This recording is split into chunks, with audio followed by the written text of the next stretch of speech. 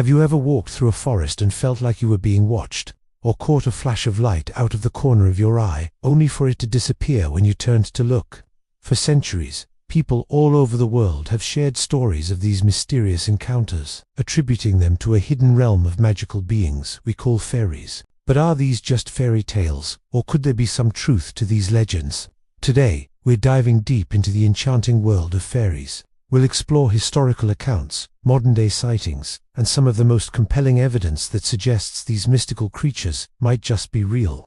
Let's start by traveling back in time. Belief in fairies, or the fae, isn't a new trend. It's deeply rooted in the folklore of many cultures, especially in Celtic regions like Ireland and Scotland.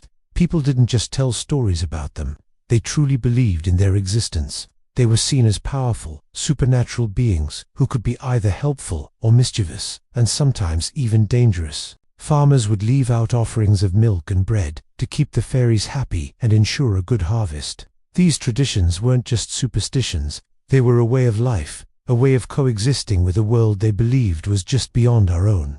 One of the most famous cases that brought the idea of fairies into the modern world was the Cottingley Fairies incident in the early 20th century. Two young cousins, Elsie Wright and Frances Griffiths, took a series of 5 photographs that appeared to show them playing with fairies in their garden in Cottingley, England. The photos became a sensation. Even Sir Arthur Conan Doyle, the creator of Sherlock Holmes, was a firm believer and wrote a book about them. For decades, the world debated whether these photos were real. It wasn't until the 1980s that the women, then elderly, admitted that 4 of the 5 photos were faked using cardboard cutouts. But here's the twist. Frances maintained until her death that the 5th and final photograph was genuine.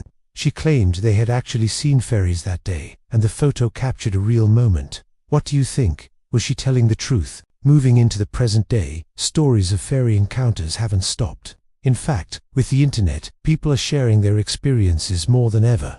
You can find countless forums and social media groups where people describe seeing tiny winged figures, hearing faint bells or music in quiet woods, or finding mysterious fairy rings of mushrooms or flowers in their yards. Some people report feeling an inexplicable sense of joy or peace in certain natural places, which they attribute to fairy energy. Others talk about small, shiny objects or gifts being left for them in places they frequent. Are these all just coincidences or overactive imaginations? Or are thousands of people around the world all tapping into something real? Skeptics, of course, have plenty of explanations. Flashes of light could be insects like fireflies. Strange sounds could be the wind or animals.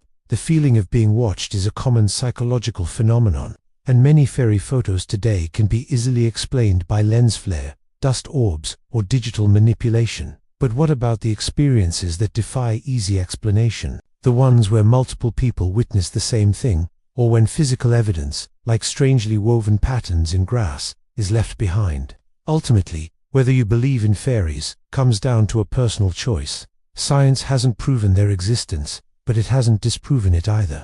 Perhaps fairies don't want to be found. Maybe they exist in a different dimension or frequency, only revealing themselves to those who are open-minded and believe in a little bit of magic.